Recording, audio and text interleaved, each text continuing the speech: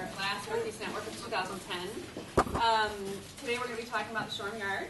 I suspect there'll be some of us who know very little about it, and some of us who know quite a bit and might have some questions to ask. And we're very lucky to have with us today Gail Bonneville of the Shoreham Area Advisory Committee, the chair of that group, and Kevin Carroll, who's a planner with CPAD in Minneapolis. So they'll be presenting in just a minute, but I thought we might start with a round of introductions, and I'll lead the way. And pretty soon I'll tell you who I am if you don't know yet.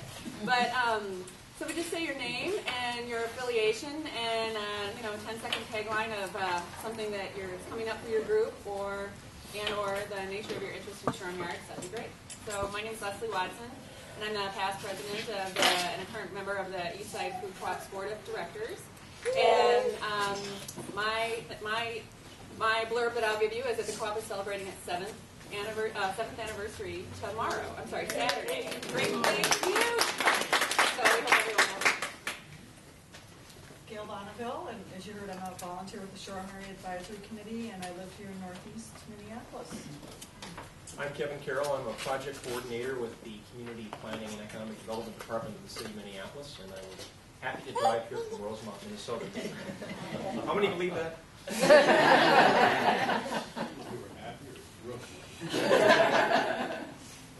Christina Gronquist, I'm Assistant General Manager of the Co-op. I'm also on the board of St. Anthony West Neighborhood Organization. Hi, I'm Mike Christensen. I'm a colleague of Kevin's in city government. And on behalf of the mayor and council, congratulations to you. Wow. On your 7th birthday. Hi, I'm Becky Deming, and I own Sayer on 2nd, and I'm just hoping to make it through the holidays. I'm Don Anderson, a Wyndham Park Citizens in Action and member of the Shoreham Yards Committee as well. I'm here because I'm very interested in this particular project, very much so. Sandy Anquist, I'm a member of the Eastside Co-op, and my late husband worked at the Roundhouse when he first came to the city in 1951 on the farm. I'm Nick Lagares. I'm on the board of NEMA, the Northeast Minneapolis Arts Association, as well as the Northeast CDC, the Community Development Corporation. I'm Blaine Myers. I work for Hannaford County Corrections, and I supervise a caseload of parolees. I'm Chris Hansen with Northeast Community Chiropractic. We'll be a sliding fee scale chiropractic clinic in the Frank Stone Art Gallery. Oh, Frank Stone building. I'm Missy Dykstra, and I work for a nonprofit that helps people with disabilities find customized employment. So, I'm Sonia Peterson. I'm a Northeast resident that drives by the Shoreham Yards a lot of times a week. I'm just kind of wondering, with that large plot of empty land, what's going on? I'm Nicole Konowski. I'm the neighborhood liaison for the NECDC. I also live real close to the Shoreham Yards. Emma Hickson. I'm the board assistant with the Eastside Food Co-op, and I live in Wyndham Park. I'm Bernie Bjorklund, and I'm with the Shackle Corporation, which is the #1 national nutritional company in the U.S. We deal with the environmental products. We were the first one that came up with vitamin-free and laundry cleaner. And we have that as one of our product lines. We also have a nutritional line. And we're just, our mission is to help people live longer and be happier in the wellness. I'm Agnes Chickle. I'm board member with Marshall Terrace neighborhood. I'm Karen Howard. I'm a freelance journalist with the Northeast newspaper. I'm Laura Murphy. I manage Eastside Thrift Store, which is a program on Eastside Neighborhood Services. At the thrift store, we have a magical Christmas forest right now, so come down and take a look. That'd be great. I'm interested in Shoreham Yards because not only do I work Northeast, I live Northeast, and I'm interested in anything Northeast. Also, at Shoreham on Saturday is the annual holiday train, which is sponsored by Canadian Pacific and benefits Eastside Services Food Shelter. Morning, I'm Gavin Watt, also on the Shoreham Area Advisory Committee, the Audubon of the Hill here, and the political creating. Good morning, I am Kelly Sharp with Boyke's Barber Shop on 2nd Street and 13th Avenue. In about 10 days, it'll be the Barber Sharp. Hopefully, it's time by the building. It is for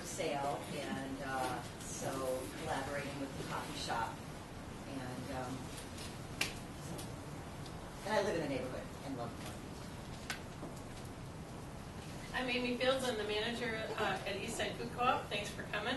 I again reiterate that we do have a party going on all day Saturday, live music, Northeast Library book sale, farmers market in this space, cake. There will be cake. So coming in. I also put a plug in for the holiday train Saturday night from 8 to 10 at Shoreham Yards. It's a really great event, a cold event. Wear long johns and wool socks, but it's really fun. And the proceeds benefit the food shelter and Eastside Neighborhood Services. Lynn McIntyre, Marketing and Membership Coordinator for Eastside Food Co-op, and also on the board. Hi, I'm Bobby Fredsaw. I'm on the board of the Eastside Food Co-op. My grandfather was an engineer with the Soo Line Railroad, which is why my mother grew up in Northeast and I grew up in Northeast. So here a bit. I'm Manisha Nardine, and I'm on the co-op board, and this is Niobe Nardine. Tom Dunlop, I'm on the co-op board, and at least for a while was sitting through SAC meetings, and so now I have to find out the lazy way by asking Gail to tell us everything about what's going on. And I'd also mention that there's a lot of books for the book sale, so which will be very fun. So this is a new formed group, as Friends of the Northeast Library. Me? Okay. Sorry, I'm Treshy. I work in operations and accounting here. Good morning. I'm Angie Ronay, and I am a non-practicing clinical social worker who lives in the neighborhood, stay home with my child, and back to neighborhood walk and love the apartment. I'm Stephanie Johnson, and I'm a Eastside Co-op worker. Joey Fisher, I'm the president of the Eastside Food Co-op Board. Well, thank you everyone for coming. And I'm going to turn it over now to Gail and Kevin, and you guys can decide who All right. She's been here long, girl. I'll kind of talk about Shoreham Yards from the perspective of a resident who lives by this huge 230-acre neighbor, and some of the issues we've been dealing with over the past, I think we're at 12 years now. And then maybe Kevin can kind of bring us up to date as far as what's happening with the most visible piece along Central Avenue, the 18 acres. That's what they would do. You bet. And the Shoreham Area Advisory Committee is all volunteers, and it was formed from a court order, which unfortunately kind of sets the tone for some of the dealings that we've had over the 12 years we've been in existence. The City of Minneapolis lost a lawsuit against the railroad. Canadian Pacific Railway owns the property, formerly the Soo Line, 230 acres, running all the way from Central over to University, so it's huge. It's bigger than the 18-acre teardrop or pork chop that we see along Central Avenue, just a block or so up here. The city lost the lawsuit because railroads are governed primarily by federal laws, and that makes it pretty difficult for the state and the city to deal with what goes on at a place like Shoreham Yards. As you've heard, it's got a long presence in the community. It goes back to at least 1887. They started building in 1887. They maybe owned the land prior to that, when there was pretty much not a lot out here, maybe some farms, and the houses that a lot of us, like myself, live in were built by the railroad workers. They would call this hill extending up into Audubon and Shoreham Hill, because it was a lot of railroad workers. They would walk to work or could walk to work if they needed to, or take the streetcar. So it really was instrumental in not only building this section of Northeast, but truly the Soo Line Railroad deserves a lot of credit for building Minneapolis to be the grain milling capital of the world. So it's very historic railroad, very historic site right here. The roundhouse itself that still is there, you can barely see it, and parts of it are missing, but there is still a roundhouse there.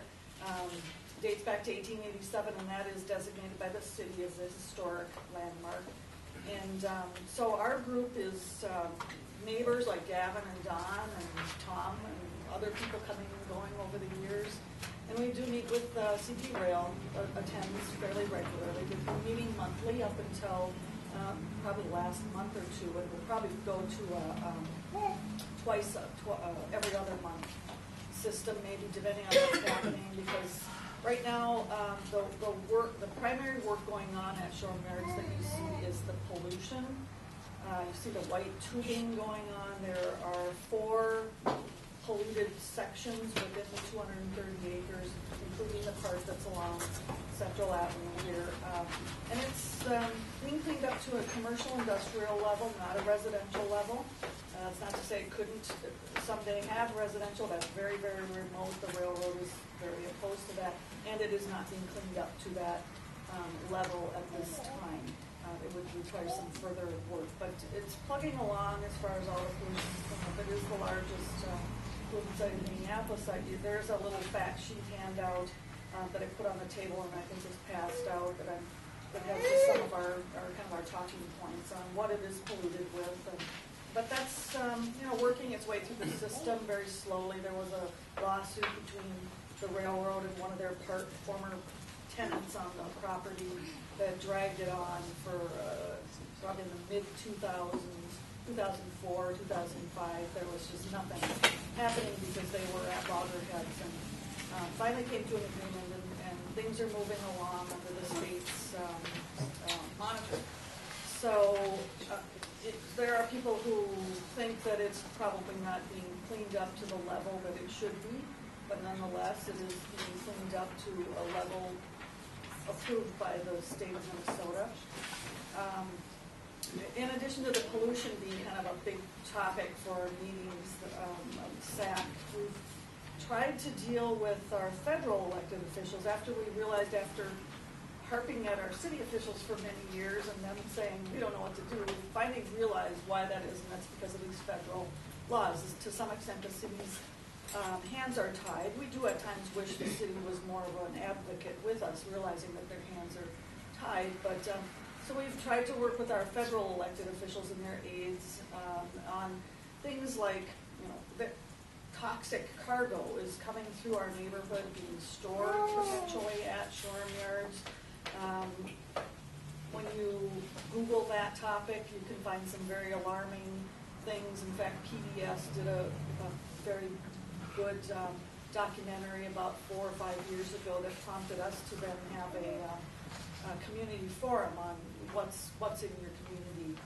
Railroads can transport pretty much anything. Shoreham Yards can store pretty much anything, and they do. I think with probably the exception of nuclear waste, anything could go through there. And we don't have to look too far in the newspaper, like yesterday, to see what railroads carry in the dangers of some of that too. So we've talked with them about what can be done for a built urban community like this, where it's so close to houses and stored so close to houses. What can we do about this? Of course, there's noise issues, not just the train whistles, but the Shoreham Yards. I should back up that Shoreham Yards of 1887 is drastically different than Shoreham Yards of 2010. Pretty much all the operations of the quote-unquote traditional railroad have been moved out of here over to St. Paul. And that's when I bought my house, and I didn't realize what was going on here. In hindsight, I guess I should have dug further than the Star Tribune article that indicated that they were closing down. They were just moving out. They didn't say that Shoreham Yards was then going to become what they call a distribution center and intermodal center. It's one of 3 in the state, so it does a huge quantity of business. I call it the port of Northeast Minneapolis. It's like California, Long Beach, or wherever, without the ocean and of the ocean view. It's